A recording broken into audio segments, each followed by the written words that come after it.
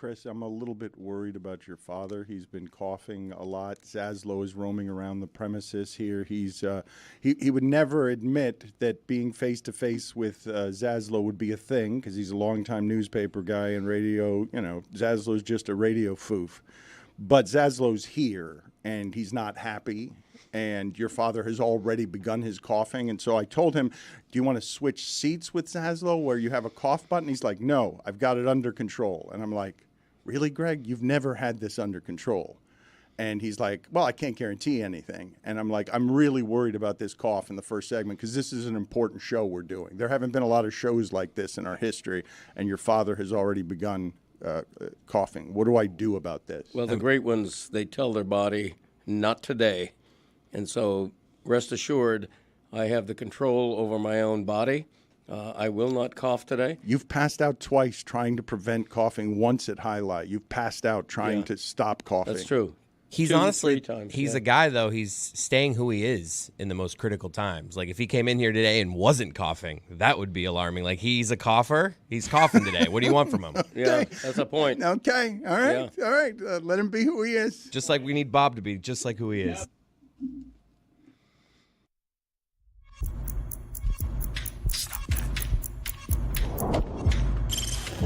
Stop that. Stop that. Stop that. Yeah. I hear him chat to the noise. Move too quick, can't stop for the talking. I hear him chat with the walking. Just too sharp with the prize. White girls better tell me I'm awesome. Yeah.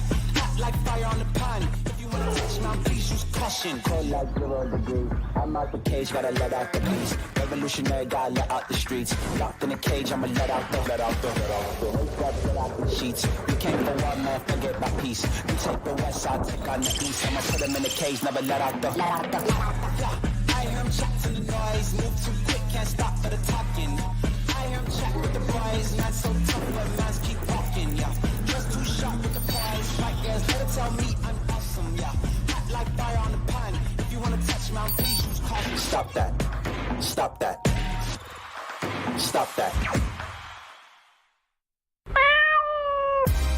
My friends hate me. This is the fake pregame show. Our Panther group chat, we're confident against the Lightning. With Dan Le Batard. The better the fear, the better the fulfillment after you conquer the fear. Jonathan Zaslow. I'm telling you, if the Panthers don't win this series, I'll never forgive Greg Cody. It's 1,000,000 times worse than the Trade Marino article. I will never forgive him. And the shit stirrer himself, Greg Cody. Look overrated. Big pregame show. For weeks, I wondered aloud what Kevin Stenlund did. And then about 3 weeks ago, it hit me. He gives him one of these, and he gives him one of those. I'll give him one of these, and I'll give him one of those. Here comes Krebs down the right side. He's got Stratsons with him. Krebs fires the shot. Rebound, they score! Pour some sugar on me. World War III. We're going to get that off the ground. World War III, our group chat has a pretty good feeling about this one. Stugotz is at a dead show. Is there any chance that Greg Cody might be a little bit right about what he wrote about Connor McDavid? No. Zero. That is actually funny. That's a headline grabber. I don't know how anybody could call Connor McDavid overrated. Connor McDavid is the real deal. Anybody who says any different has never played against him. And no offense to your coach, you've never played against Connor McDavid. Big pregame show. He probably plays, 7-8 minutes a game? 7-8? What? Oh, Greg. I mean, how many minutes does Connor I think at some point, I don't have to say anything. And I choke him like this. All right, I choke him like this. I'll give him. Oh, yeah. I believe you. Some people are saying here there should be an option to decline a penalty and a power play. It's the biggest game in Florida Panthers history. Scared shitless. Let's go, baby! I care more about Matthew Tkachuk than I do my daughter. fake pregame show. Look overrated. This guy comes in as the next Wayne Gretzky. His nicknames include The Chosen One and McJesus. And this is coming from a guy that's watched Connor play 6 times. Right. If that. Puck drop is 11 hours away. But the fake pregame show starts now.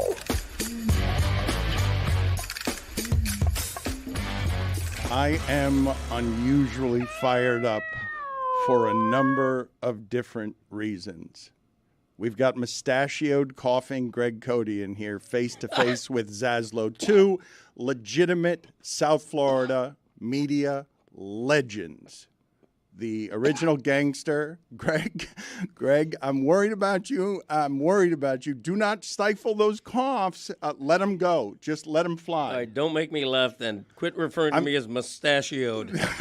Well, your mustache looks ridiculous. You've been growing it for 10 days. Yeah. Zaslow is legitimately enraged with you, and we've brought him in to pacify that baby, Mike Ryan. I come in here today, and he's like, you should be thanking me for protecting your ass. To pacify this baby, Mike Ryan, who wants to talk with a real Florida Panthers fan deep in the weeds on all the important hockey things that need to be discussed today. And Zaslow is legitimately disgusted with you. Sure. Yeah, he's trying to stare me down. No, he's not trying to stare you down. He is successfully staring you down. We will get to him in a second because he is fired up. So I love that I'm here with 2 old friends and that we've got this tension in the room to play with. But the thing I'm more excited about is that the next few days have a chance to create generational sports fandom in this town for a sport, not unlike it happened in Tampa, because everyone can fall in love with this team the very best way, because it beats the best at its best in the biggest moment. It's a giant hockey time in this town, and I can count on one hand the number of teams that I have truly loved in this market, truly loved, and there is only one of them among that group that didn't win the championship. It was the 96 Panthers, a team not as good as this one, that taught me and my father about hockey. My father was weeping in the stands, getting swept in the final, and he thought the puck was made of metal because this sport is the best this time of year. That team was not as good as this one. But what that team taught me in going through the Boston Bruins and Eric Lindros and 2 McDavids, Yager and Lemieux, is that the best team wins this time of year, not a team with one player, not a team with one guy who's better than everyone else. But this guy's so good that he can take you down and he can make you a laughingstock from up 3-0 because he's that good. And I am scared shitless, but I also believe in this team. I believe in its ability to be better in the third period than other teams. So let's get to the tension of the day. Zaslow against Greg Cody, because, Greg, I can see you squirming around. I don't blame you. Zaslow, the floor is yours. Tell the people why it is that you're so mad at Greg Cody. All right, hey, guys. Sorry. That was a hell of a stare down. You would have won the stare down Olympics on the Greg Cody show featuring Greg Cody. I blacked out for a couple minutes. Yeah, sorry. Doesn't a stare down require 2 people looking at each other? Well, you were looking away. I forgot Zaz was in the room. Listen, all right.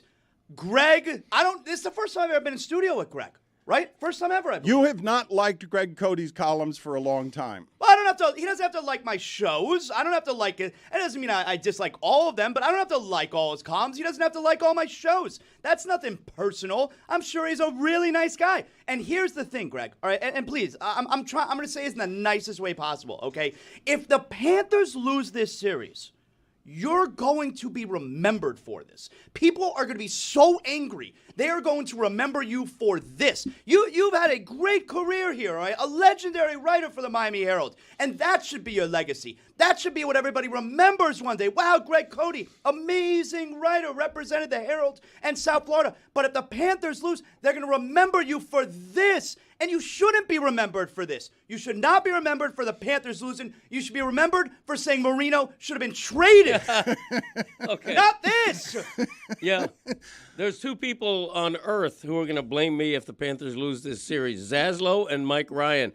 Because what an ultimate conceit to think that anything I wrote, and by the way, it wasn't a whole column, it was 2 paragraphs in a column, to think that has a scintilla of effect on the outcome of this series is beyond the pale of ridiculous. Beyond the pale of ridiculous. It's anti-logic, it's anti-intellect. Superstition is in thin air. You're choosing to be superstitious. You're choosing to believe in jinxes. None of it matters. What matters more is if a fourth line Panther falls asleep for 5 seconds and gives up a goal tonight. Look, Mike Ryan has he's super fan. Super fans, Zaslow and Mike Ryan have zero effect on their team winning. What a writer writes has zero effect on a series. To think otherwise is just patently absurd. But it can't help. Well, that's my point. That's my point right there. I don't even disagree with the things that you're saying, okay? What you're saying is completely logical, all right? But saying what you said about McDavid, it's not going to help the situation. It could only hurt, and we know that it got back to him. Okay. Connor McDavid's father knows. You think Connor McDavid's father's keeping a secret at this point? He definitely called his son up and said, hey, listen, son, I know you got some things on your mind, but there's this Greg Cote who's down in South Florida, says you're overrated. What are you going to do about it? Now, maybe he doesn't do anything about it, but maybe he does do something about it, right. All right? Yeah. Maybe he'll woke a sleeping giant. That's all I'm saying. Yeah, you know what happened? The bear. Yeah, when Dad and Connor were speaking, the way that conversation ended was, you know what, Dad? I wasn't particularly excited about this series. I mean, it's my first final ever, and winning it is going to take such a burden off me. It's the biggest series of my entire life, but I needed that little extra incentive from a Miami writer I'd never heard of calling me overrated. Now I'm ready to do something. He had 1 point, though, through the first 3 games. Yeah. Maybe he said, listen, it's bad enough to lose the Stanley Cup final. I also don't want Greg Cote to end up being right. So look at you now. Games 4 and Game 5. He's the best player you've ever seen. Maybe it did wake a sleeping giant. I wrote what I wrote. Maybe it didn't, but maybe it did. I wrote what I wrote before the series. So what happened in those first 3 games? He was the leading point scorer. Yeah, and they were 0-3. And then you started planting billboards around town. Not me. Then you started planting billboards around town. Get on your hands and knees and thank me for saving your legacy. Yeah, you know what? Do it right now, both of you. Can I say you something real quick, and the too? clown in the hat. Has anyone thanked... Not Zaslow. Has anyone thanked Mike Ryan yet? And also, has anyone thanked him for making sure that billboards don't go up before the series over? Has anyone thanked him? I haven't decided if they're not going up or not. Well, they're not up yet. No, but they're not. But there's another weekend to think about it if they lose tonight. Are you serious, man? You guys are assholes. You guys are assholes. This matters. This matters This is to my me. life. This matters to him. This matters to him. This matters to him. And you're making a joke of it. Don't screw with my life. You would never do this to other franchises. You're showing your ignorance because it's hockey. Mike, you would Mike, never. you know this. how I know you would never do it? Because you've never done it before. No. You said, this is one of the arguments you made that's infuriating, okay? You said the Panthers would think it's classless. I got suspended at ESPN. You think what I did there, the Heat thought was classy? Do you think that what I did there to get suspended from ESPN, do you think the Heat was like, that's a classy move, what Dan's doing, getting suspended there? They liked it. They were bitter. I'm Their in- own president I'm- said smiling faces hidden agendas. Are I'm you kidding in- me? I'm in- You waited till after he left. You didn't do it in the middle. I'm of the in reruns on this. It's an old joke. I've already made it. I'm hoping nobody notices. You never actively tried Not to before celebrate a championship before it's been won. You never did that. Rants notwithstanding, you have never, with your team up 3-0, tried to put up billboards. You should be thanking me. The billboards. Because you know how much different your life would be after the last 2 games if those billboards were up. No. We're talking national controversy. We're talking the greatest mush of all time. Wait a minute. You're talking national controversy? Please, let's get on the screen the video I've enjoyed so much the last couple of days of how I've gotten dragged into national controversy. Show me Steve Levy at his maximum Steve Levy doing television ever so graceful. Tan too much from the Boca Beach Club and pointing to the camera with his left hand because he doesn't even need his dominant hand to be great at television. Connor McDavid saying it now, and he's doing it on the biggest stage. Buckle up. Yeah, I'm buckled already. Don't get me going. He's all world, this guy. I think overrated. Wait, did someone say overrated? What's going on? Dan Le Batard.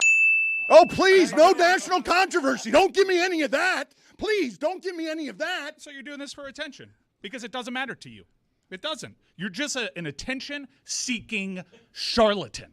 That's what you are. You are way worse than him. He's an idiot. No one took him seriously. They had a week to draw up a storyline. No one gives a shit. They talked about it because they had a week and they moved on. You are pouring gasoline on this idiot.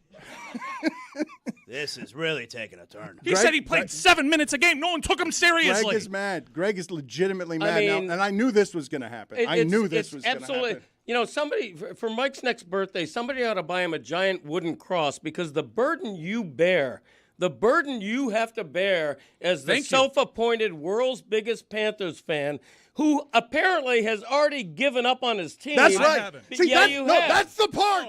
That's the part that infuriates me. Shove this crucifix up your ass. You have given up on your team. Because I am not the self-proclaimed biggest Panther fan. I am one of 6. You're a fake. I am one of 6. You're a fake Panthers fan who has already given up on his team. Shut up. You're a fake columnist. You're a fake sports expert. If you thought he played 7 minutes a game. If you believed in the Panthers, you would not be nearly as upset right now.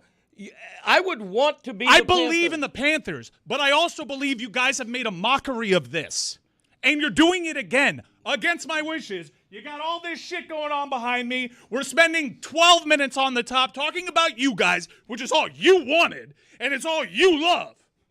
I don't know what we're yelling about. You don't? We've spent 2 weeks on it. I wrote 2 paragraphs on Connor McDavid, okay? And the idea that I wrote this for clicks, let me bring you into the analytics a little bit.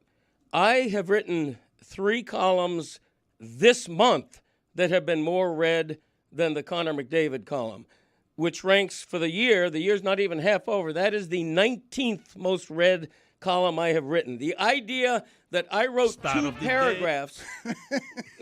What did that say? Stat of the day. Well, it was my father singing. Okay, I thought I heard Poppy. Bring some levity to this room. Unnecessary stat. Is like, it was weird. It was weird. Not that this is about clicks. That was my 19th rated click column. I want people to know that I didn't write this. Which one was the 12th rated? I could tell you if you want me to. Please look it up. No, please. I don't.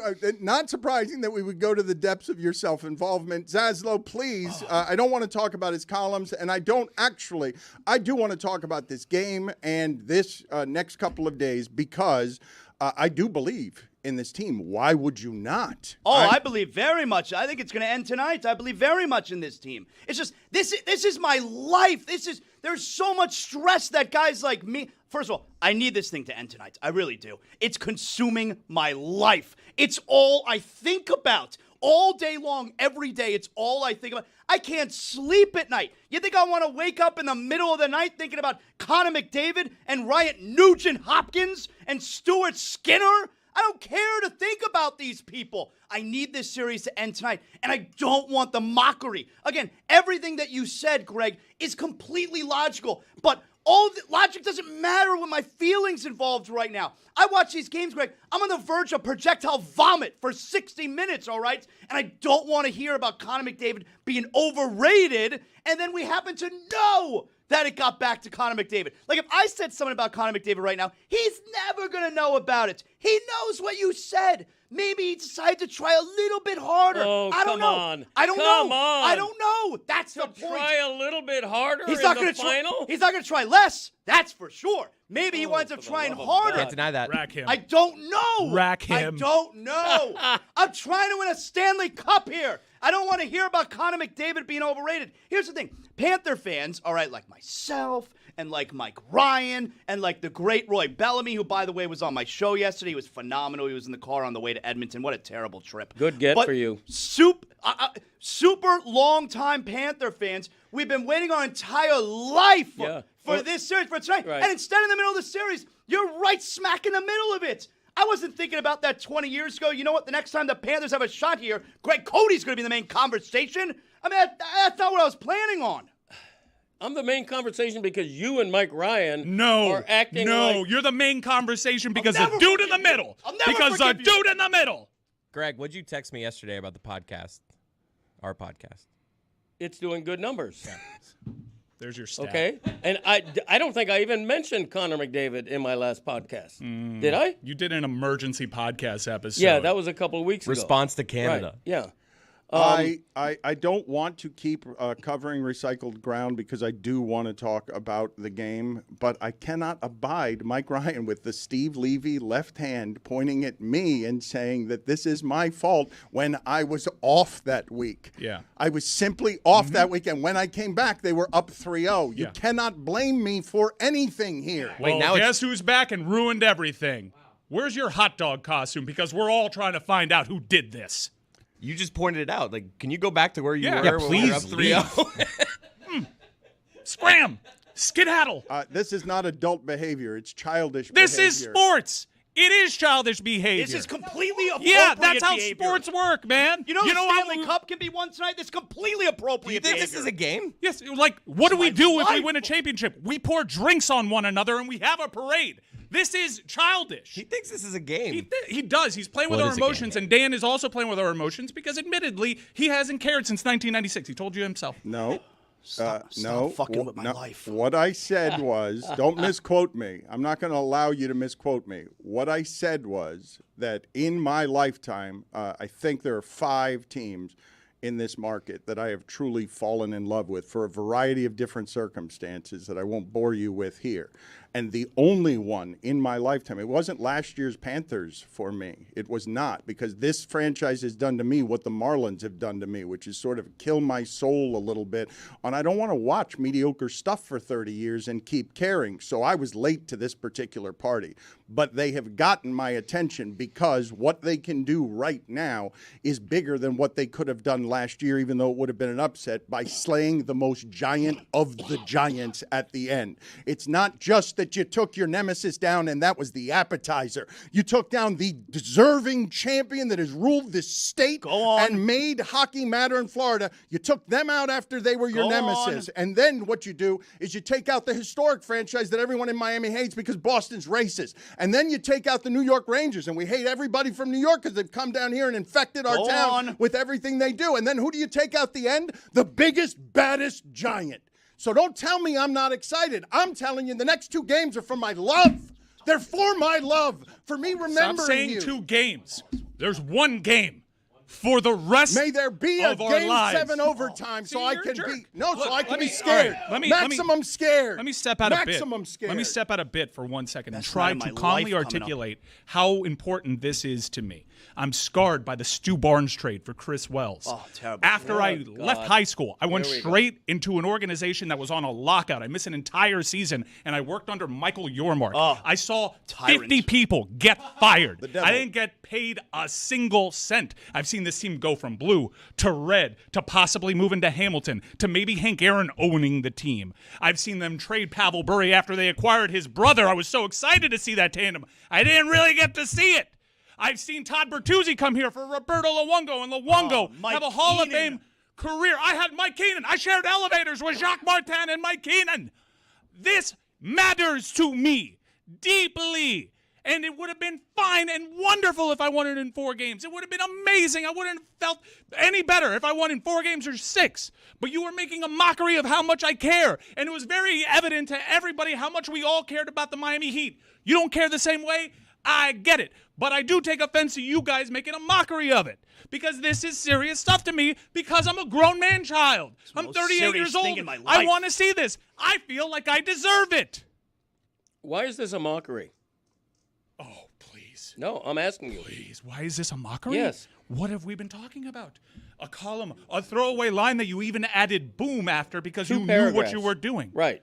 Why is it a mockery for anybody, not just me, to have the opinion that until Connor McDavid wins a Stanley Cup, he has not lived up to the hype? That's a valid opinion. Okay. All the games, You're calling it a all-time mockery. greats.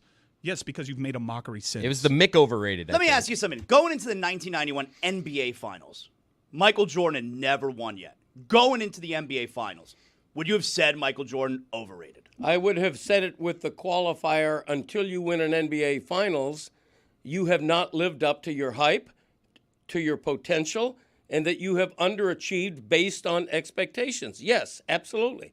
I think that's consistent across sports. Dan Marino was a great quarterback. The fact he never won a Super Bowl matters. You better not say. I mean, it matters. Come on. You better not say Marino's overrated. You better not say that. Marino underachieved based on his. Oh my God. Based on his talent. Based Did you on ever his, go to Nike Town and see the cleat he was playing with? Did you just say he was over?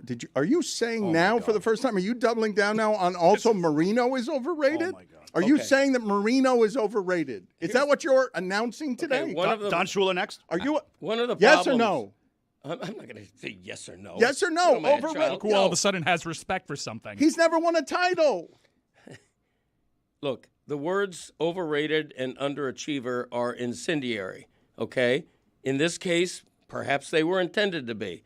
They certainly were attention-getting, which is part of it. I'm not going to shy away from the fact that as a writer, I love it when I write a column that becomes a conversation piece. That's a good thing, okay? This is not life and death, despite the rant you just heard from Mike Ryan. This is not life or death. This is sports. Pretty close. You found your lane. As close as it can be. You're the overrated guy now.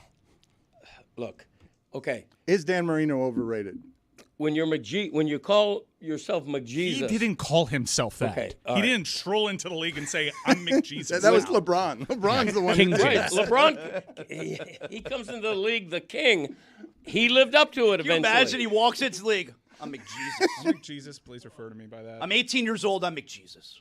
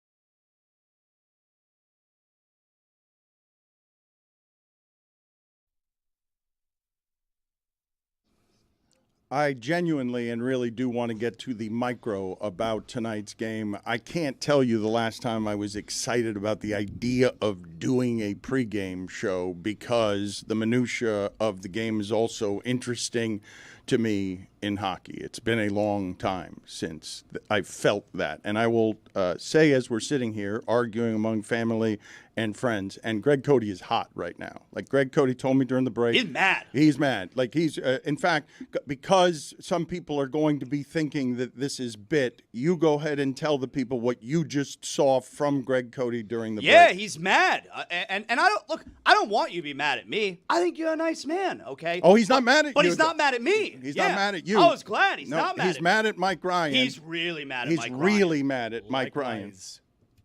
Okay, Likewise. we'll get to that in just a second, and he's not the real villain. We'll get to the micro of the game in a second, but just macro, because I really do want to agree with Stugotz and Zaslow somewhere here on where it is that sports reaches us in the best places, in the very best places. The last 3 years, I think we can admit, around here at this company, life in America, like super, super hard, okay? For anyone listening to this for a variety of reasons, the last 3 years have been really hard. If you've been listening to this show and me falling apart, grieving, falling apart for 3 years, the last 3 years have been hard. To feel this particular medicine that takes you away from real-life problems is why sports are the giant business that they are, because people care unreasonably about this medicine that soothes them and allows them to escape during a hard time. I'm sorry that we're fighting during all of this, because this is a legitimate, lovely time, but this is what happens around sports. Everyone's falling apart, and now Greg Cody, during the break, Zaslow, you heard, he said he demands an apology from you. He said he demands an apology from you. I demand a thank you for fighting against the billboards. I demand a thank you. Hold on a second. How about, and this is not surprising coming from you, you don't respect your superiors because you don't think anyone is superior. He looks at you and says, I won't be called an idiot twice to my face on the air. Well, Greg just say that. Greg just says I know, but I just heard him say it. He did. And he says, I demand an apology. He was telling me off air, like he's not joking. He's demanding. He's not asking for an apology. He's demanding one. Okay. I don't mind anyone disagreeing with anything I've written, and I'm used to it, and I have thick skin for it. And I would say if I don't read comments, social media comments. If somebody I don't even know calls me an idiot, who cares? When somebody I do know calls me an idiot twice, how about you control your emotions?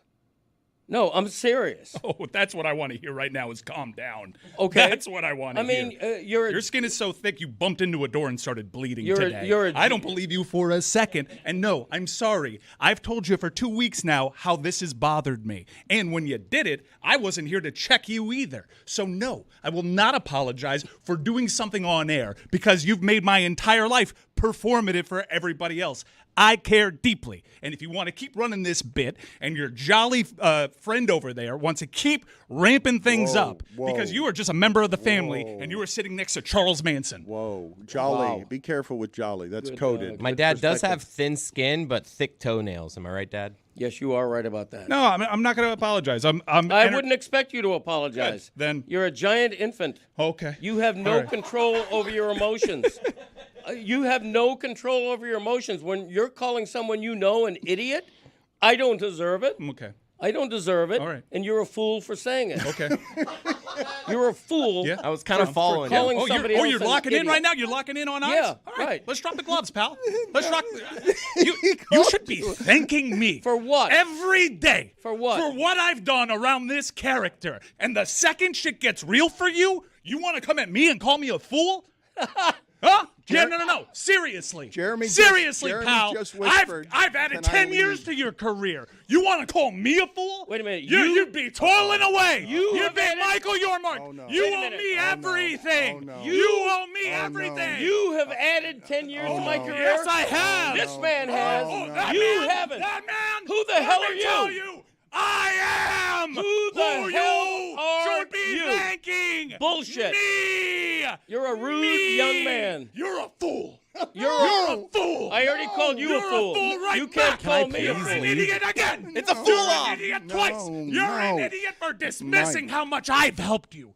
You are a fool. You're nobody. You are an infant. You have are no nobody thick skin. to me. I literally put together Mike a Ryan freaking stage for your is toenail. nobody I to me. am your career right now, pal. No. Look at me. No. I am your career. No. You have messed with McDavid, and now you're messing with me, and I'm more dangerous, pal. So apologize You've got or leave. too many pals. This is Dan's fault again. You brought all this to air with my dad. Come on. Yeah, he's in there muttering under his breath. Let me out of here. Apologize, and you go down with it. Thank me. No. Thank This me is for what saving you've you. done. This is what you've done. So how about that apology? Well, Mike did say in there, no, I'm sorry. I've told you how I've felt about this for weeks. So no, I'm sorry is going to be what you get. No, I'm sorry is going to be the closest we come to an apology there. He did say the words, I'm sorry. It was just, no, I'm sorry. I've told you how I feel about this for 2 weeks. It was me saying, no, I'm sorries. Well, that's No not what apology. it sounded. There was a comma in there. It sounded like. No, I'm sorry. Zero, I'm sorry. I do want to get to the smaller stuff here, but this is genuinely tense now. And Jeremy he was whispering. I wrote a back in my day song on a #1 album for you. Mike, I need you to stop with the bona fides here. Because He does not respect what I do. Wow. He doesn't know what I do. I understand you're a voice actor as well. Is that right? When you quit Meadowlark in May, you're going to become a voice actor? Well, he's very close to Good for quitting. you. He's very close to quitting. All right, not close enough. Well, he's also close to being fired. So, we're in both places. Once he gets there he called me a dick the other day by text because he's lost his mind, as many people have. he has. Because sports will do this to you. Was it when did he call you a dick? Like when was it? It was while you were losing 4-2 to Edmonton, headed into the third period. Oh, it's a very stressful moment. Very stressful. Oh, I was losing, not you. Very stressful. Mike can't control himself. He's an immature man. He wouldn't admit it, but there's a real immaturity to someone who calls his boss a dick, who calls a older coworker an idiot. You just don't do that in polite society. You should probably tell him to calm down again. Yeah, that's never good. I'm sure that's going to help. That's never good. Jeremy, Jeremy whispered in my ear like a scared Jeremy was child. so scared. Well, no, he did whisper. He's like, "Can I leave the room? I want to leave the room." I know the feeling. I mean, seriously, it's like this is not a working condition. You're the one that wanted to make it real. This is what happens. What does that mean? when I wanted life to make gets it real. This is what happens when people stop being fake and start being real. I wrote 2 Good paragraphs 3 weeks ago. I take responsibility for that. What else am I responsible for? The Panthers losing 2 in a row? He is a writer. Really? right now. He's a writer. I love how you make it that it only 2 paragraphs kind of distances you from it. Like you still said it. Calling him overrated in just 2 paragraphs instead of an entire You know what I saw column during is the still break? saying I saw it. T-shirts. I saw McDavid, Overrated, Greg Cody Okay, T-shirts. those are not That's all you did? Those are not for sale in my merch store. My point exactly. Stop fighting with me and avert your eyes and turn your attention to the real bad guy. No, because Dan didn't call me an idiot. He's more polite than that. To your face. Well, I did say that my favorite part of the inside joke for only our audience, like the favorite part of the joke is that the people listening to this, when we put the billboards up, those people who listen to this show will know where the opinion came from, and so it will be all the funnier. Not that it came from an idiot, but that it's an idiotic opinion, and we all know it. If it looks like a duck, Greg. No, I do. I mean, if it writes 2 paragraphs like a duck, Greg. Boom. But me thinking that idiotic is not calling him an idiot. No, it's not. I don't. And me screaming into this microphone, doing what I do best, better than anyone who's ever been a producer in this industry has ever done it. Wow. Calling you an idiot and taking it personally, shame on you. But if you want to get real, we can get real, pal. We can get real. Another pal? We can get real. Third pal. How We'll are get we real. in 3 pal We'll get real. territory? How is this escalated? What's Game 7 going to be like? One of these. Oh, One of how those. about we not talk about Game 7 when they're going to win it tonight? Cut that shit out. Forget about Game 7. What's Game 7 going to be like? Stop with that, all right? Tonight is going to be one of the best nights of your life. I need to hear about Game 7. When? Next year? The year after? There's not Game 7 this series. This is ending tonight. I'm going to watch my favorite little hockey team, the best hockey team in the land, that includes Canada, raise the Stanley Cup over their shoulders. You know how great it's going to feel when Sasha Barkov hands that Stanley Cup to Aaron Ekblad? Don't talk to me about Game 7. It ends tonight. Finish him. It's my life. That's what you got to do to McDavid. You got to do that. Well, we haven't broken out the finish him in a minute, and now it's getting aggressive. It's a 3-pal situation and a finish him situation. Finish him. It's a 3-pal and a finish him situation on McDavid. And when you say scared shitless, I'm not scared shitless. There's plenty of shit. It's running down my leg. I'm scared of him. I'm scared of him. And I believe the best team wins in that sport. Oh, yeah. I believe the Panthers are the best team. It's empirical. What they do in the third period is better than anyone in the sport. I saw it coming back even with what he did in Game 5. I saw it coming back. They were pelting Edmonton because they are championship worthy. This is the most championship worthy team I have ever seen play hockey in this market. Go on. No, it is. This is the best Panther team there has ever been. That's not in any way up for dispute, but it's empirical. It's not just that they're not doing it as an 8 seed last year. No, it's that they were a 100-point team all season. They play a style of play that wins this time of year. Edmonton plays a style of play that doesn't win the way this one does, but they have a player that can nuke everything. They have a single player that can nuke everything historic in hockey that happens to the best teams, and then on top of that, hockey can happen to you. Hockey can just happen to you because you hit the post a couple of times. Hockey can happen to you if the ice is choppy. They had a Snoop Dogg concert last night.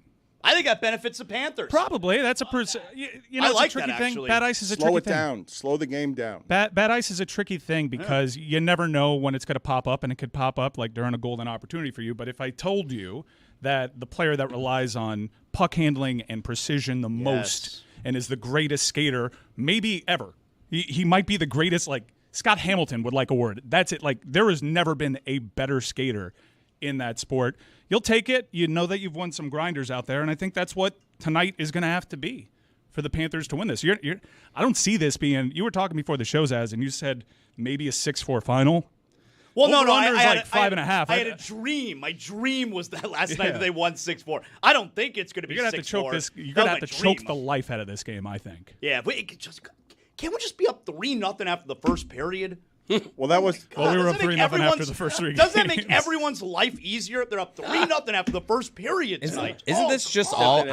It's easy to say, but it feels like this is just all on Bob because that's the difference. The last few games, if Bob is Bob, like from the first 3, we got this. How about don't get doubled up on the special teams for the series? Well, listen, 5-on-5, the Panthers are a better team, and I don't care who argues that.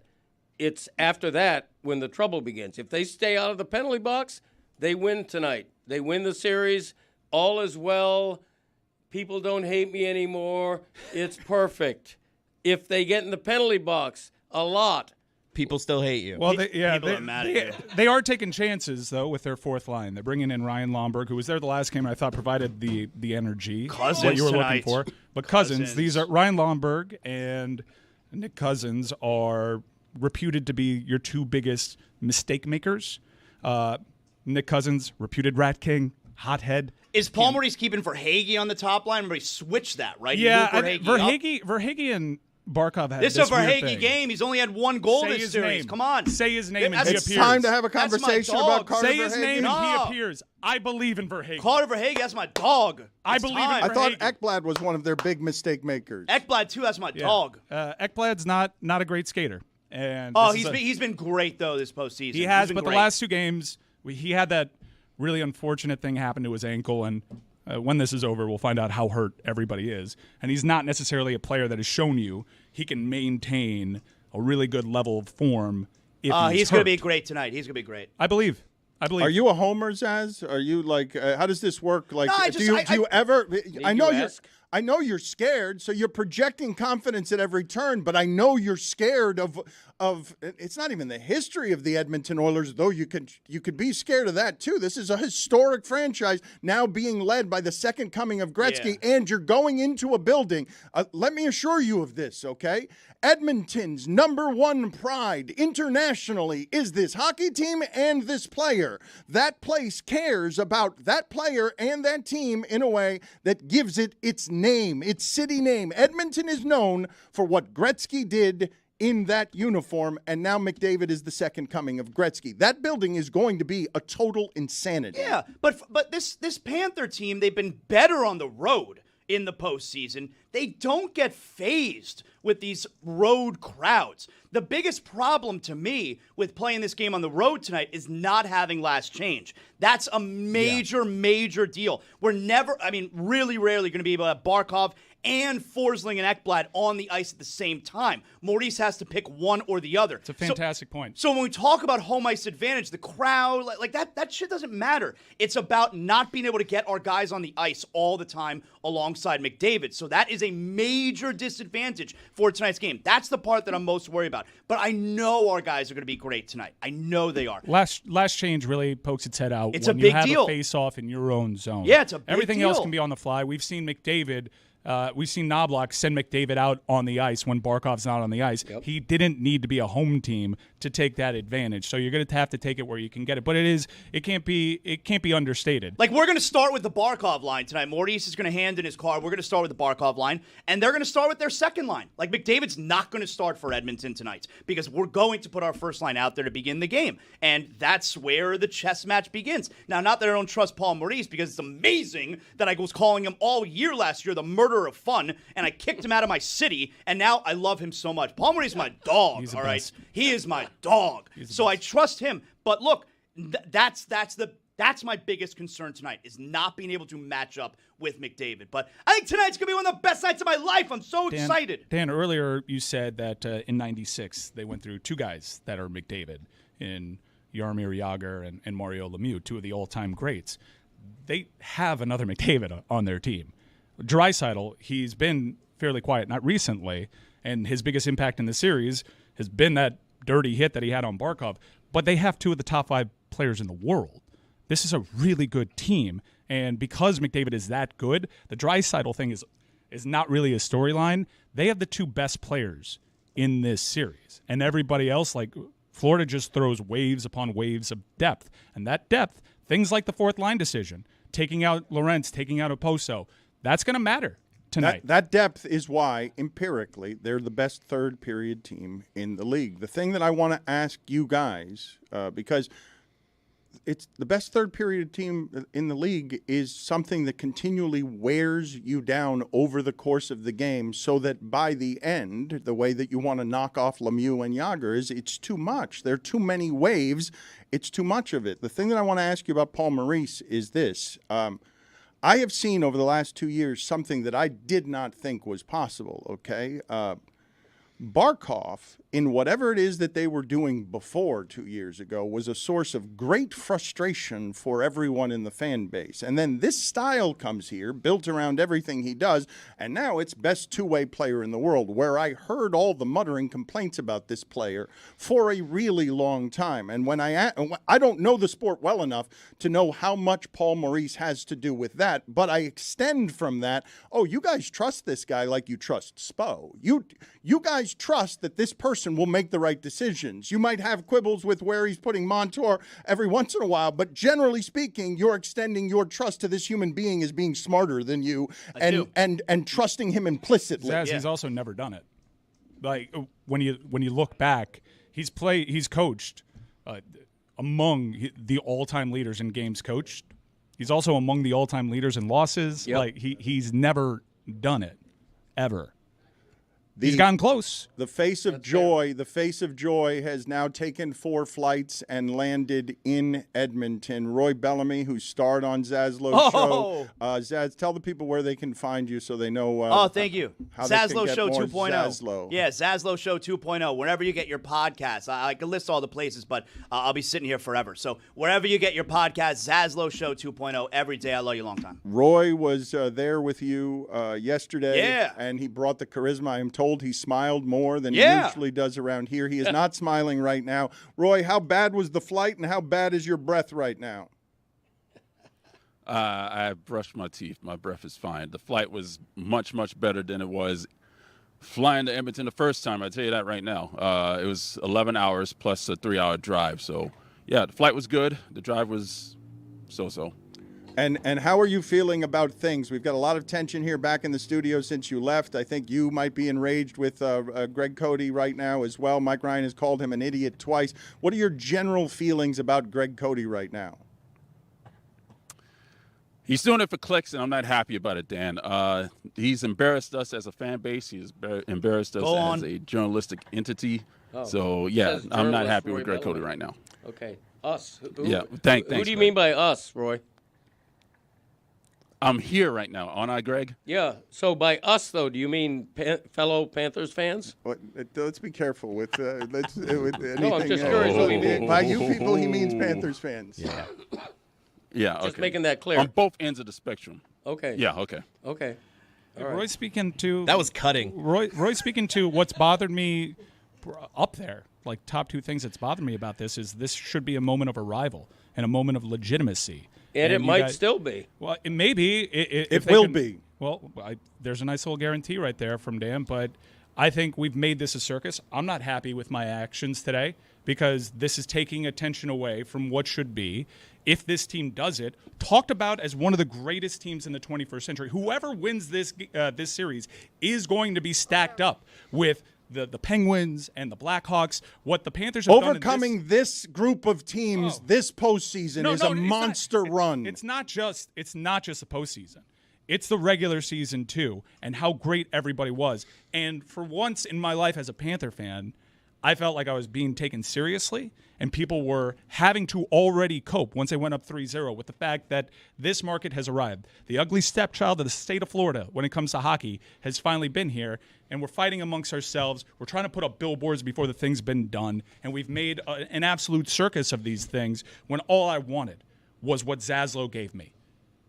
All I wanted was talking about the quality of the ice and talking about Nick Cousins and his discipline. That's all I ever wanted out of this stuff. So you get to have your cake and eat it too, I guess, Dan, because you wanted more fireworks and you got them. Not just that, though. Roy's Hockey Show, if you want some of the deep-in-the-weeds analysis of all the good stuff, he's been doing a great job with David Dwork, and he keeps flying out to Edmonton. But I want to get at this tension that there is specifically with newspaper guys and radio guys, because I've seen it for a long time in this market and elsewhere, and Greg does not respect radio, and Zaslow doesn't respect some of Greg's columns, and you just derisively hit Roy with, "You're not a journalist." You just did that to Roy. Okay, I don't think Roy would call himself a journalist. Maybe he would. Roy is going to have a plaque in that arena near. What are we doing to each other? I don't like any of this. You guys genuinely hate it. You're going at Roy now, all because you said something stupid. I'm not going at Roy. Just admit you said something stupid. I love Roy. I said I had Roy on my show yesterday, and your response was, "That's a good get." And it was a good get. Are you gonna you're gonna attack Roy? You're just gonna keep going at everybody, attacking Roy, and just Roy's not admit that you said something stupid. Roy's had such great content over these last few weeks. It's among the best work he's ever done. I really like Roy. Roy, can I ask you one quick question though? Roy, are you there? Mm-hmm. You've traveled to. Is this the 4th game that you've traveled to this postseason? Yes, it is. What is your record? It is number 4. What is your record? Oh, it's an important question. Very important. Currently 1 and 2. 1 and 2? Which one did you win? Game 1 in New York, I believe. The Rangers game. Game 5. Yeah. Oh, my God. All right, thank the God. Panthers are doomed. Thank God. If Roy is 1 and 2 on the road, it's a jinx. It means the Panthers are doomed. Roy, get the hell out of there. Fly back. Save the Panthers. Or it could mean a split. That's right. That you You ever become thought about 2-2, and you're holding up the trophy, and you're in Edmonton. and 2-2 is a good road record in the playoffs. It is. I do not want to cope with that, Roy, and that is a long flight. And for you, it's probably 3 connections. I don't even want to consider what our lives would look like if they lose this game, and everybody in North America will be saying this series is essentially over, and this market would have to endure a second straight year of having a team in the summer blow a 3-0 lead. The odds of that have to be astronomical. You always, Dad, go at it with Mike. Are you seeing yourself in the mirror now? You went at it with Roy. Like, can you take a step back? If Roy's attacking you for this take, can you see it now that maybe it was a dumb thing to say? Roy is a Panthers fan, which disqualifies him from being considered a neutral journalist. He's going to have his picture up in the press box. He covers Dad. I know, He's covered more Panthers games He's a in legend. the last month He's a hockey than legend. you have Local your hockey entire legend. career. That's not true. I have been Tell him, Hawk. I have been behind the scenes campaigning for Roy Bellamy to be added to the Wall of Fame. I've never in heard that that press box. I've never heard that. I have. No, Yeah. you're making I've been that there. up. No, I've never heard You've that. made that up. I'm going to start. No, I'm going to ask never heard Jameson. that. I didn't make that up. Roy is a legend, and Yes, he is. You're He's just, also a Panthers fan. Well, can we get Roy's analysis? So are then? you then, by that math? You're not a Panther fan, You're dude. rooting for You're a them Panther too. fan. You're supposed to be a champion for this market. You've I always am- been like the fan columnist. You're a homer. You're I a am a- Dolphin look, fan. Look, boxing Roy out, and I feel bad about it. Okay, let's go to Roy. I agree. What are we going to Roy on? The game, the biggest game of our lives. Where is Roy? I There want he to know, is. what, he covers the team. David Dwork covers the team. I want to know what the vibes are. I want to know if this team that has never been this close, if I can read into the fact that they've lost the 2 games, and they've lost the 2 games on aggregate by a lot, not by a little. I want to know if what we saw through the regular season is going to play itself out, or if that Edmonton team is too good and they figured something out. Roy, talk me off the ledge, pal. That's the nicest pal I've delivered today. Oh, yeah, I'm sure it is. I found it interesting that Brandon Montour is not going to be on the power play line number 1, considering that was his turnover that led to Connor Brown's breakaway goal shorthanded. So he's not going to be on that line. So I found that pretty interesting. And, of course, the lineup changed for the 4th line. Paul Maurice is making changes right now to his lineup, and he's trying to match up with the Oilers. And the Oilers still don't have Evander Kane, so that's going to be an interesting match. Just cut to it. Are they going to win tonight, Roy? Come on. Can you tell them to start Evander Kane?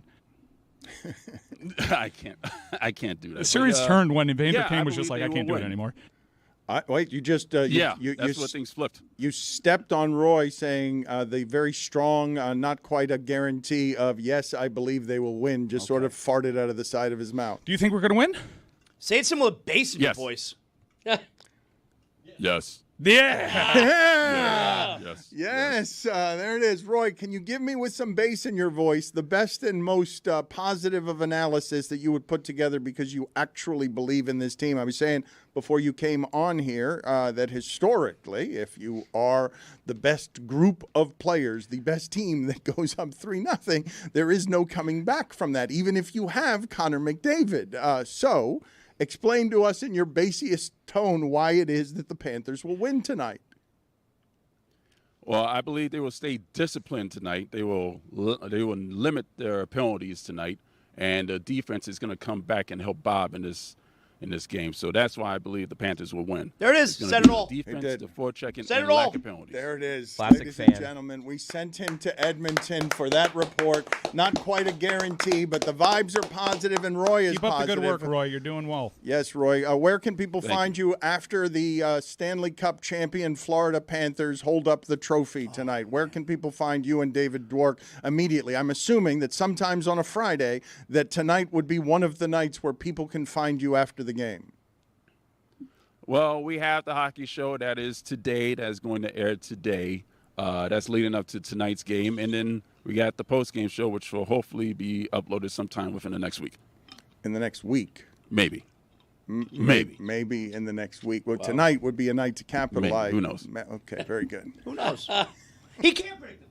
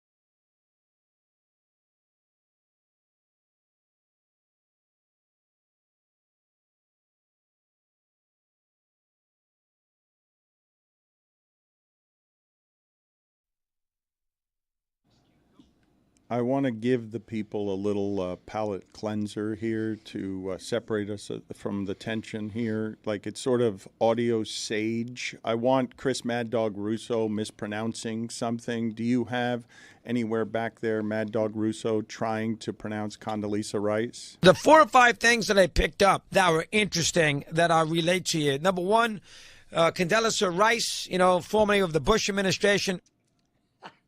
Thank you. I need a little sorbet here. I need something just to soften the mood. Zaslow has left in true disgust. He just stormed out of here. He hit the microphone as he left, like he punched the microphone as he left, and he took the chair with him, I'm assuming, to just throw it into the bay. He's had enough of Greg Cody. Greg Cody's been giggling to himself here while coughing and giggling. You've been giggling throughout the break. Are you okay? Like, what's happening? Everything is great. I'm reveling in. You have bronchitis. Yeah, no, I don't feel great, but everything else is great. It's another day in paradise down here, and I'm reveling in the idea that I am having renewed appreciation for my perspective, for how I see sports in the overall, and I don't want to be Zaslow and Mike Ryan about any team. I just don't want to be. Now, that doesn't mean that I'm not rooting for the best story that I want to write. And in this case, that is a Panthers Stanley Cup. But that's you rooting, because the best story, I could admit this as a Panthers fan, the best story for hockey would be McDavid coming back from down 3-0. Right, but I'm not a national hockey writer. I'm a Miami Herald columnist. And I'm not a fan of a team. I'm a fan of people who read my columns, okay? And the column they want to read is not biggest collapse since 1942. The column they want to read is what a feel-good story. Slaying the dragon to lift the first Stanley Cup in the 30-season history of this franchise. That's what I want to write, because I like to write good stories. And so am I a Panthers fan? No. And I think I proved it by not being afraid of superstition and jinx and avoiding writing what I thought about McDavid, which is that he needs to win a Stanley Cup to live up to all this hype, and until he does, he's overrated. I still believe that, and I don't care if I'm alone on that island, but I do prefer to write a Panthers Stanley Cup winning column. What's happening with you? Because during the break, you seem to stand in judgment of people who are not journalists like you. You were dismissive of Roy and Mike and Chris as fans. They're fans. They're not journalists. That's what you were doing. Okay, and I think I owe an apology to Roy. I think Roy would consider himself a journalist. Roy is not somebody wearing a Panthers jersey in the press box. I have respect for Roy as an independent journalist. Christopher's not. Zaslow, who was wearing a Sam Bennett shirt in here, is not and doesn't pretend to be. Mike obviously is not and doesn't pretend to be. That's fine. But, I like the perspective of being able to see Jeremy sports pretends in its to be. place. Jeremy, I do. Jeremy pretends to I be do a pretend journalist. to be a journalist. Is Jeremy a journalist, Dad? It's complicated, right? No, It Jeremy, is I asked my dad. complicated. Look, he's paid to cover the Heat, right? I am, and technically the Panthers and the Marlins. Okay, if you are paid to cover those teams, You don't want to call him a journalist, though.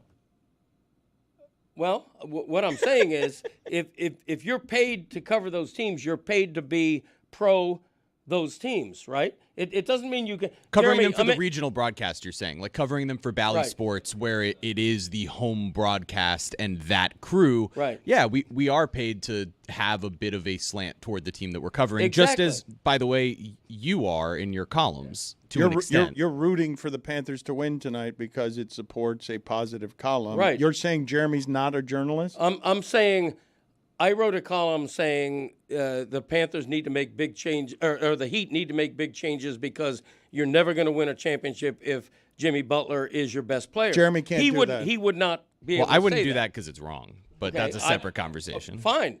And I'm not saying all of my opinions are right, but I wrote that. You're You're saying he can't be critical of the team, therefore he can't be a journalist. He's not as objective as you are, Yes, who's been correct. a homer about the Dolphins since 1972. You get to be a journalist and a fan. You're like, I can be a journalist, but I want all the teams to win down here. I have not been a homer about the Dolphins. Oh my! Can we stop this? I don't. Okay, no. That. What are we doing right now? That's a little too close to the bone.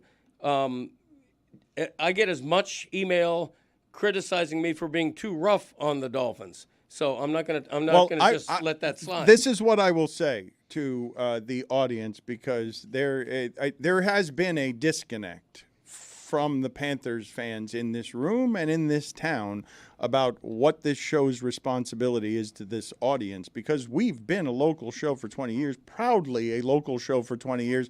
I'm a journalist, or was a journalist, allegedly at the middle of all of that, but this show had a regional identity and was projecting Miami to the nation at large. And now, as we do it with one of the biggest podcasts in the history of sports podcasts, as we do it, I'm getting a whole lot of audience that's siding with Greg Cody in this last hour of tension, that doesn't like the way the whole room has ganged up on Greg Cody.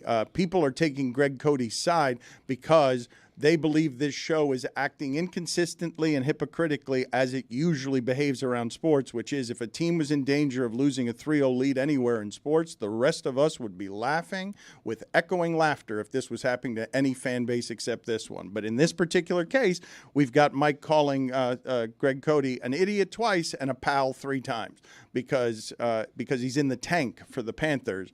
And Greg Cody, the audience is siding with Greg Cody, saying, well, he's at least trying to be some semblance of not a rational fan. The funny part is that last year you guys laughed in my face as the Heat were blowing a 3-0 lead, because I was painted as the sole homer, despite the fact that everybody in this room are actively fans of the Miami Heat. It was funny because, hey, let's laugh at Jeremy as this is blown. Now this room is sort of taking the other side because there's a passionate fandom that's here. This is a group of people who are rooting for something to happen that's never happened to them before. And so as there are things that we all do as fans that, you know, play into jinxes or things like that, we're not exactly excited on the local side of it to be having the show that represents South Florida sort of turn against some of those things and laugh because, hey, nationally, that would be happening. But look at Mike. Mike is in the back there, and I don't know if he's in a state of pouting. I don't know what he's doing. I don't know how close he is to quitting. I don't know how close he is to getting fired. All of this gets fixed if the Panthers win. His mood, but it makes sense that he would be scared. And it would make sense that he's lashing out everywhere he can lash out because it's scary time.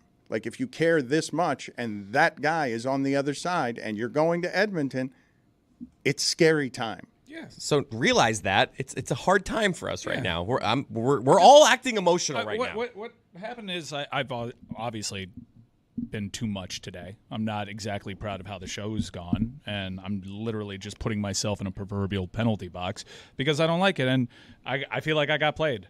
Like Dan pulled all the right strings. He got the entertainment. Again with me. No, it's not. Greg is not the bad guy. He's not. Listen, he's not, Mike, and you've successfully pulled the wool over his eyes. So he feels like you're an ally in this just because I am an ally. The proximity of the rooms. No, like this is all you're doing. I am an ally, but I'm not going to accept what you keep doing to me. Okay, so the last time you were at a Panther game, Game 5, and you got your heart crushed and you're down 4-2, you keep texting me from the game. Hey, I got a lot of fans here, just passing along the message. Just want to be a messenger. A lot of fans here saying, "Hey, Le Batard, fuck you." That's Mike Ryan telling me that all the fans are coming up to him and saying that. Last night I'm at dinner. Guy comes up to me, pulls me by the arm, and says, "No, Dan, you're right. I love your show. You tell Mike Ryan, fuck you." Cool. Yeah. Congrats on having the star fucker, Dan.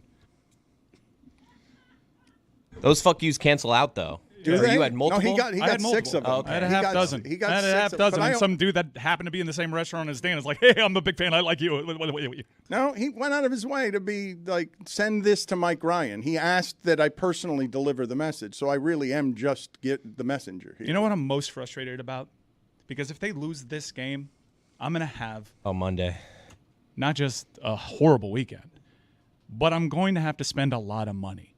Because tickets are sold out on the primary market, and I only have one place to turn to, Dan, the Game Time app. The Game Time app, which Honestly, there should be a loyalty rewards program for how much I've been on there throughout the Stanley Cup playoffs. And I'm going to see the Red Hot Chili Peppers on Sunday. Thanks so much, Game Time app. That could be a very depressing one, and I could really read into the lyrics of Under the Bridge. Or we can just talk about California the entire time celebrating a title. Your move, Florida Panthers, today. But if you're in the Edmonton area, or if you're hoping for a Game 7 just so you can witness someone lift the cup, go to the Game Time app. Download it. Create an account. Use the code DAN. That is DAN.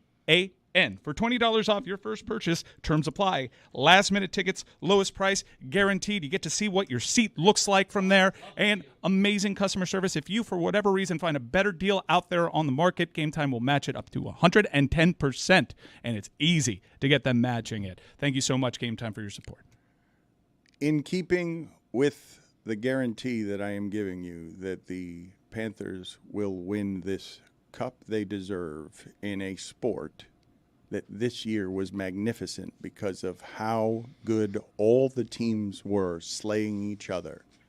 The Panthers will win the title one of the next 2 games in overtime. I'm sorry to do that to you. Jesus. I'm sorry to do that to you, but these games are going to be... Look, Messier said before Game 5, he's like, you're going to see the single best performance at the same time from both of these teams for the first time. And we did. The Panthers started slow, but you saw at the end they were battering Edmonton. You got the best of both, and that one McDavid won. I believe that the Panthers will win one of those 3 because you're looking at the next 2 games, and it's maximum effort, maximum motivation. It's not about any bulletin board material. All these broken bodies know what they had to overcome in that sport. The 10 teams, the dozen teams that had 100 points to get to this point earned it.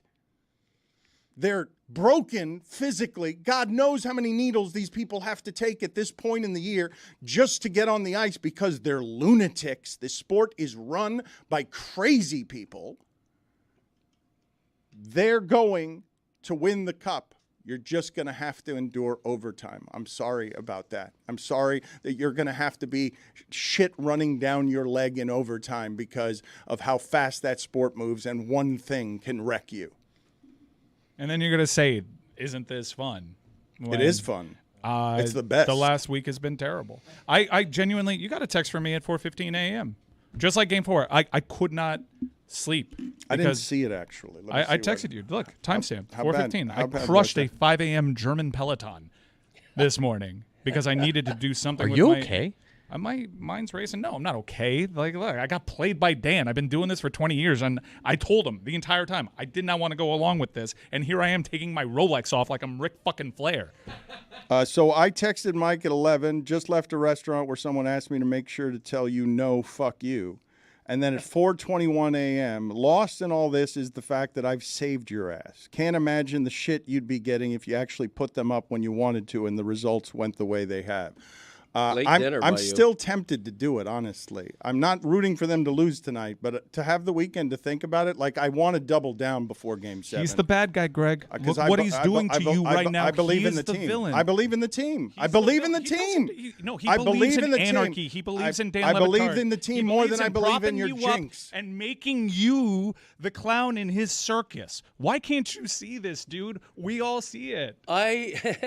You don't have to tell me the role I play in this studio and his hand in it, okay? My Greg Cody Show merch store is not selling McOverrated T-shirts and capitalizing on it. They won the next 3 games after we did that. That can't be blamed as a jinx. They went up 3-0. Hold on, let my book. Look, he's trying to stop you because you're getting there on your own, Greg. You're getting there on your own. Your shop didn't try to sell it. Your shop didn't try to capitalize on your take, which, the hockey media's poked holes in, which is fine, whatever. You've defended yourself. Right. But you're not trying to monetize it. He is. Okay. He's the one trying to put your face on billboards, not you. What is your opinion? What is your honest opinion of these billboards? What is your honest opinion? My honest opinion is that they should not be put up until the Panthers win the Stanley Cup. Same. That's where my passion comes. I said that last Tuesday. And he's not listening to you, bud. No, because it's his show. The national audience wants me to put him up. It's his show. The national audience wants me to put them up. But South Florida, and why people are telling me to relay FUs to you, is you've never done this.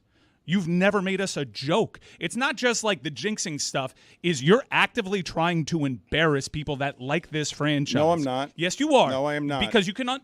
Okay. I'm okay with taking us being the subject of the joke. Egg on the face. Tell me this is coming together for you like the end of a Saw movie, Greg. Like he's.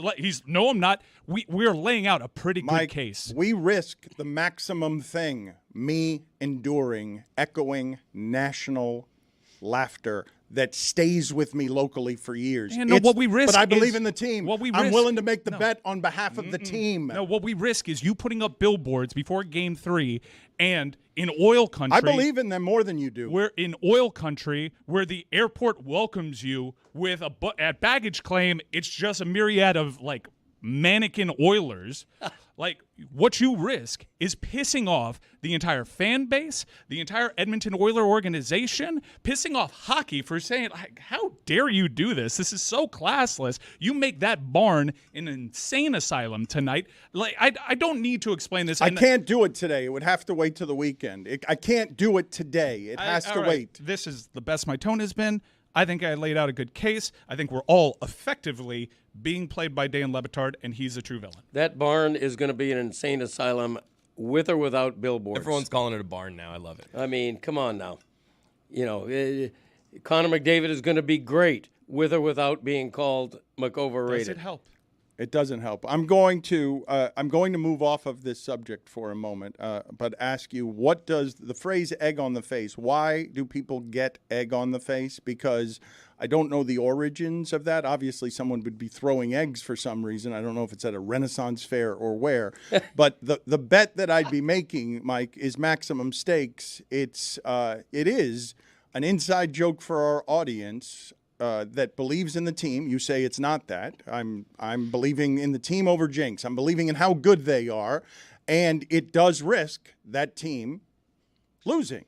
It does risk my belief being betrayed in a way that embarrasses me and lasts for a while and stings. But at the moment, I've got 2 games to win 1, and I've got the better team. Okay. I mean, I think most people know what's happening here, and he can rationalize it all he wants. He's good with words. He's manipulated Greg. As your resident theater guy, just off the top of my head, I believe this dates back to the late 1800s, early 1900s in theater when people were throwing rotten vegetables or eggs at performers, and so you ended up with egg on your face. All right. I'd rather have just off the top of my head. I'd rather have rotten vegetables than egg thrown at me, personally. Not me. At least the egg shatters. A zucchini would hurt, right? But it's like, yeah, it's right. It's still rotten, solid. though. Like, I feel like if it's rotten, it's softened a little. It is softened. Softened, but the still egg is a just solid like, object. It's yucky. It's gonna hurt. If it's a rotten avocado, it's going to be pretty soft. Right, but there's a right? pit. Yeah, but it's got a pit in it. Yeah, right? but you're not gonna feel the pit. Oh, I think you would if it's soft. What would be the vegetable, the rotten vegetable that is? The egg's not a vegetable, so it's rotten eggs. It's rotten eggs and rotten vegetables. The eggs are thrown in as a protein. Because you guys are falling for it. Yeah, I mean, you need a You guys are falling well-balanced for it. meal. Etymology is the #1 diversionary tactic from Dan Le Batard. He's playing you like a harp from hell, and you're just going along with it, man. It's a riveting conversation. Etymology. Ooh, what is the origin of that? That's a great point. You know what? You know what? I have another one of those tools in my bag that is less easy to spot. But can you play that music real quick in terms of a diversionary technique that I use at all times to get out of all situations? Because I just think we've talked about this enough. It's not because I actually want to avoid it. Because honest to God, I would do this pregame show for the next several hours. Like, I'd be happy to just sit here talking to you guys about this game for many hours. But I do have another diversionary technique. Play for me, please, the sound of the sports media gas bags that nobody wants to hear me talk about the sports media, because there's a sports media story that is just breaking now that I do believe is super interesting. Do you get annoyed every time Dan Le Batard pontificates about the sports media industry? Well, too bad, motherfucker. He knows you don't give a damn about what he's gonna say. It's time for sports media talk today. So I have told you, and Juju has reprimanded me on this because he has said, man, Dan, nobody wants to hear about how much money media people are making. A lot of people are struggling out there. They don't want to hear about Stephen A. Smith's contract demands. But I happen to find interesting that in our time, the person who is at the top of our profession is now being offered, reportedly at ESPN, the highest salary in the history of the company for a talent. It used to be for John Gruden at $6.5 million, but the explosion of everything that's happened has made everyone realize, oh, all these talent are super undervalued, even though everyone listening to this would say it's ridiculous for anybody to be making the kind of money doing this nonsense that people can make. ESPN has offered Stephen A. Smith the highest contract in the history of the company, putting him ahead of Joe Buck, who is now the highest paid employee, who doesn't have to do as much as Stephen A. Smith. Stephen A. Smith is reportedly countering with, that's not enough. $18 million is not enough. I want $25 million. That's what's being reported. $25 million a year. And power, by the way. It's not going to just be money. He's going to want power and a bunch of other things because he is the modern-day Howard Cosell, whether you like it or not. And beyond sports, he's got conquering ambitions because he is casting a wide net going on Fox, making sure the audience is as large as it can be as he heads into the leverage of negotiations because he can do this for more than $18 million a year on his own. He doesn't need ESPN. You know how I know that? Chris Cody's worth $25 million a year.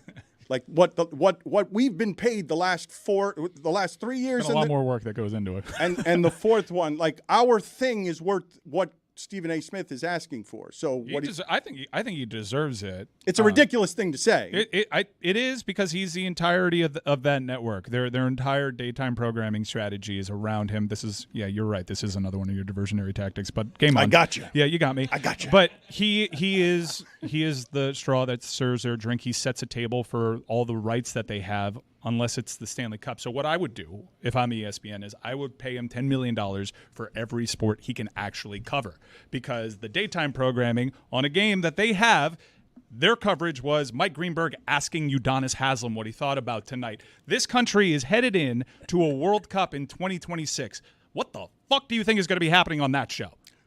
Let me. What do you think is going to be happening on that show? Because it's more likely to be Dak Prescott than it is to be about the World Cup. That show is limited. It is very limited, and it does what it's limited at exceptionally well. The greatest daytime sports show ever, because he is the greatest sports talent ever. But it is very frustrating.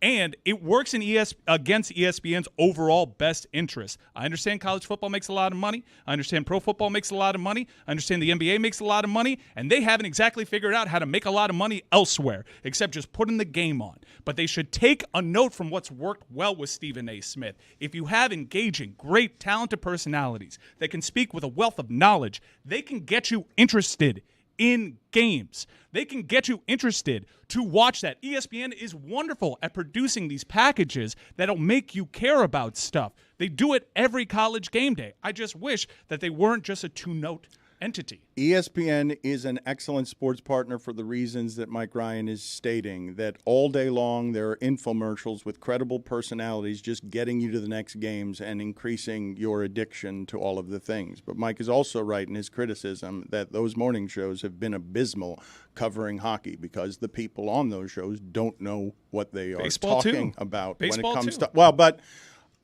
what – has happened with hockey and the ratings with ESPN now engaged has been an explosion of people realizing how wonderful these playoffs actually are, because elsewhere on the network, they are better partners to hockey than they are to baseball by a lot. The baseball people are dying at ESPN because they clearly do not care about the sport, but they care about hockey more and believe in the future of hockey more and spend as if they believe in the future of hockey more. But the morning shows aren't equipped to talk about this well.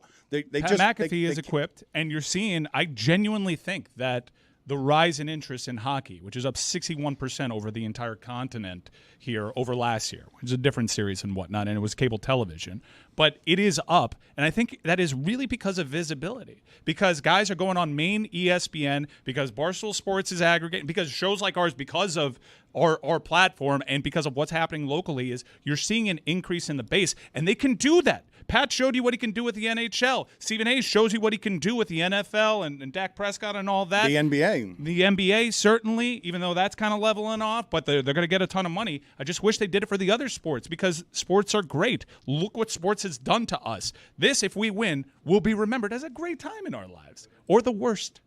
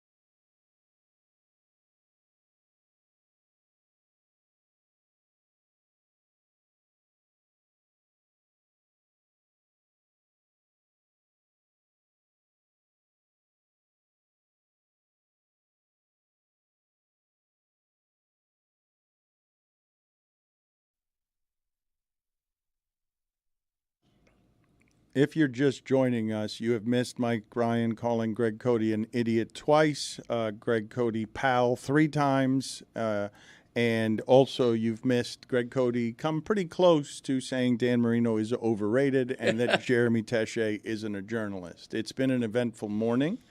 It's been aggressive. The Greg Cody Show featuring Greg Cody. We're all in a bad place. Man. Is wait till there's a game 7. No, Dan, stop. Dan, Well, they might win much. They might win in overtime tonight, so you don't have to worry about it. You guys will have a good weekend, and you can stop worrying about everything. Even though I think the worry is what makes it so goddamn great. Mm-hmm. Like it really does. It makes it more special. But some people don't agree with that. Zaslow did leave in genuine disgust. He's going to be on ESPN Radio at noon. If you got, I don't know if he's got any more for Greg Cody. He might have some more for Greg Cody. He'll be on ESPN Radio at noon.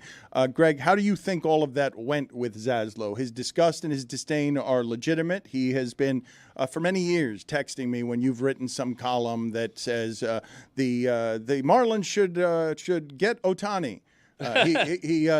He always sends me those columns that have a headline of yours that's a little bit obvious. How was your time with Zaslow? What is your general appraisal of how things have gone here today? I don't have a problem with Zaslow because he's not pretending what he is or isn't. He was wearing a Sam Bennett shirt. He's obviously a Homer Panthers fan, and that's fine. He's respectful of me. He's never called me an idiot to my face.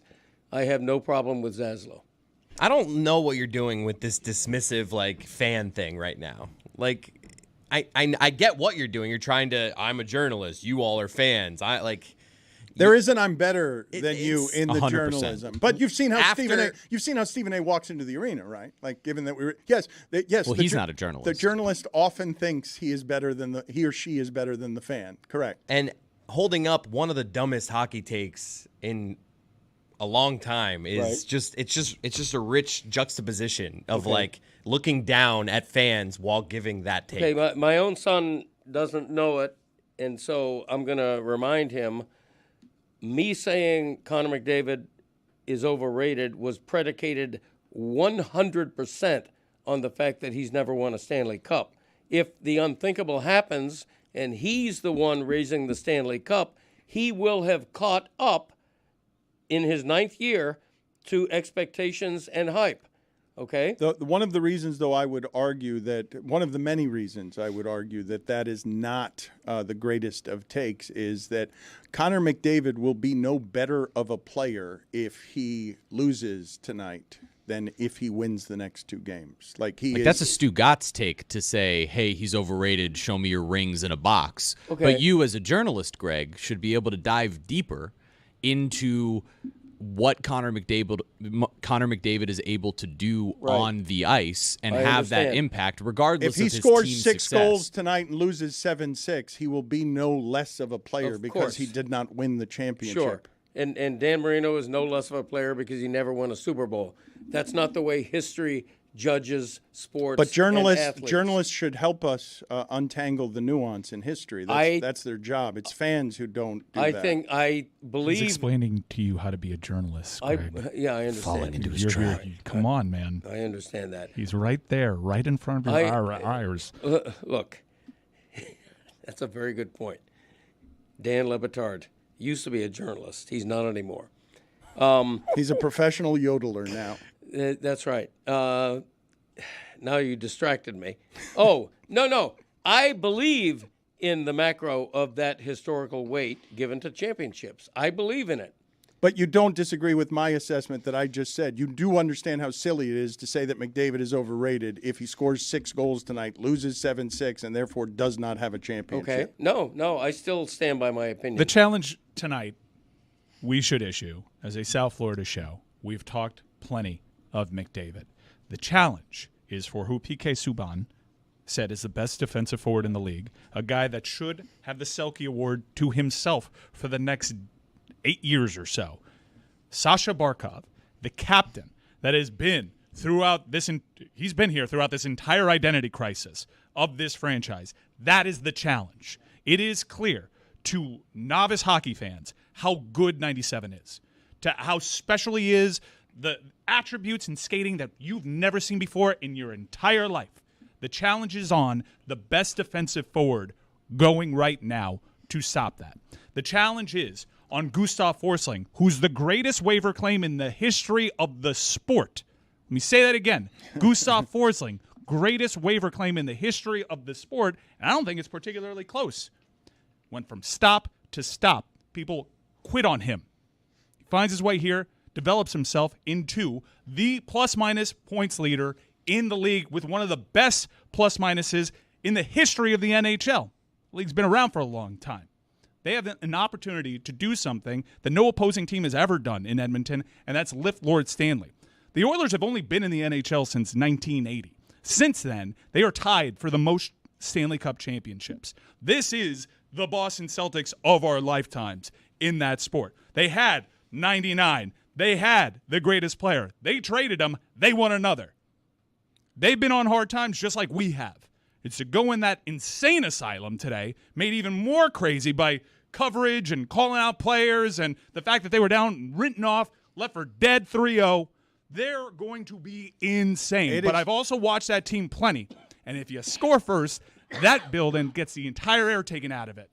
And that is a monumental challenge, and that is what journalists will be writing their articles about. But for as great as 97 is, Sasha Barkov needs to meet it. You say that, and I would stop you on this, and I would say I'm good with Barkov and McDavid playing to a push on wherever it is that greatness resides, and I would like Reinhart to score a goal in front of the net or Verhaeghe to do something, or the waves of Panthers that I have watched over the course of this season win the game in the third period because Barkov has played McDavid to a tie, or Barkov has played McDavid to I'm a little less good than you because you're an immortal, and it's okay that I'm a little less good than you. Let let me show you my 9 other friends here. I'm the captain of this team. We traded for some of these because we were playing a different kind of hockey before, and I could use something from some of these other Panthers that have been a little quiet this series. Matthew Tkachuk, welcome to the series. Amazing play, way to lead. That is the exact effort that we need tonight. Paul Maurice, there is so much on the line for him. He could be one of the sport's greatest losers. He could be one of the sport's greatest losers if he fails to win this cup. It'll be remembered as such. Like, yeah, of course. Yeah, if you lose. 1940, I told you yesterday, 1942, that's not a real year. Like, no one's ever actually come back from 3-0 down. And I got to live it back-to-back years? Ted Williams in left different baseball. Sports? Ted Williams left baseball that year to become a fighter pilot. Do you know how, in a war, there was a world war going on. I want to celebrate tonight with my friends that have been there throughout this entire journey. I want to throw alcohol all over the bar. I want to go to the Grove after. I want to have a pool party on Saturday. I want to sing Red Hot Chili Peppers at a concert on Sunday. I don't want to be here dressed like Sting, rationalizing throughout the entire weekend. Well, same pressure on us. We got one game on our home ice, and if I told you that before the series, you'd take it? No, I wouldn't. No, I wouldn't. Anything could happen in a Game 7. Now, they're both going to be playing tight. Dumbest saying. No, I don't want to be doing that. I've had my suffering. I've embarrassed myself on this show, and I'm done. Please, guys, I'm begging you. Rhino.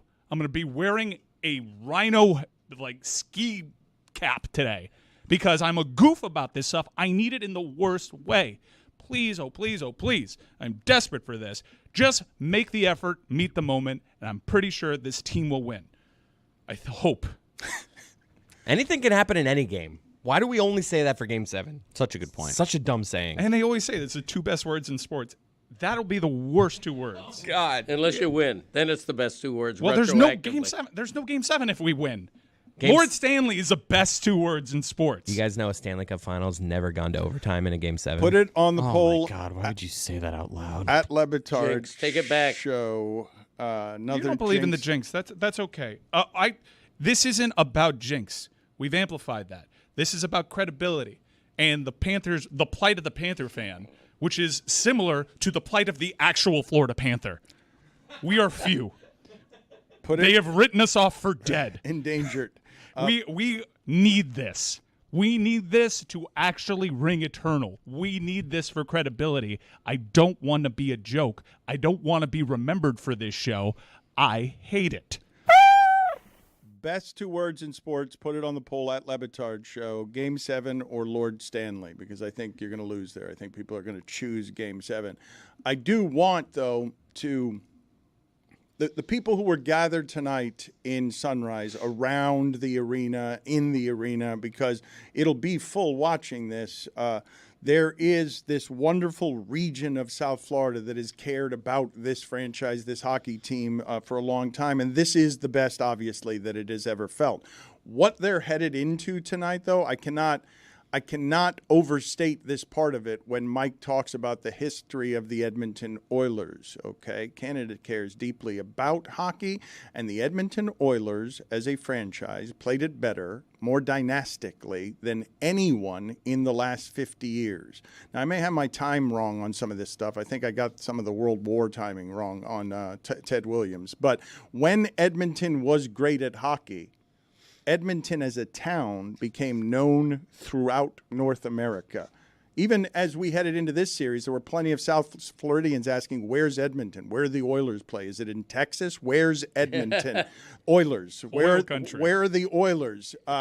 Edmonton is known. I don't even know what I'd say is second place on what do you associate Edmonton with. It's 80s hockey. What else? What is second place on what when the regional 80s hockey, Islanders and Oilers.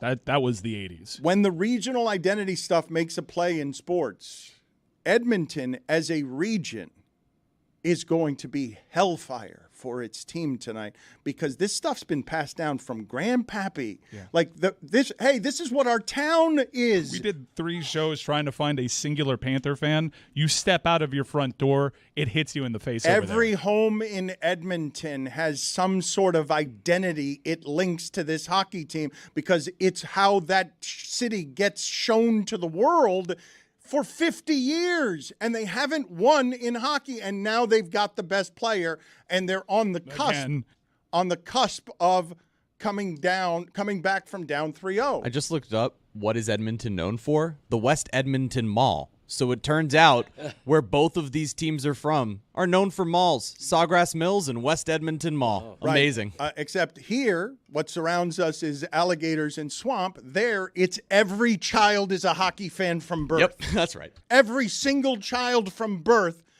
Everybody who is in that building has had that put in the crib since a child. You're an Edmonton Oiler. That's who they got to take it from. That's why it's so cool. You got to go up there and you got to take it from the best player in the country that invented the sport and in a city that identifies with the sport. It's the hardest bleeping thing. And it's going to go to overtime. Come on, boys. And there's never been a Game 7 overtime in the history of the Stanley Cup. Stop it, says Mike. Stop it, as the shit runs down his leg.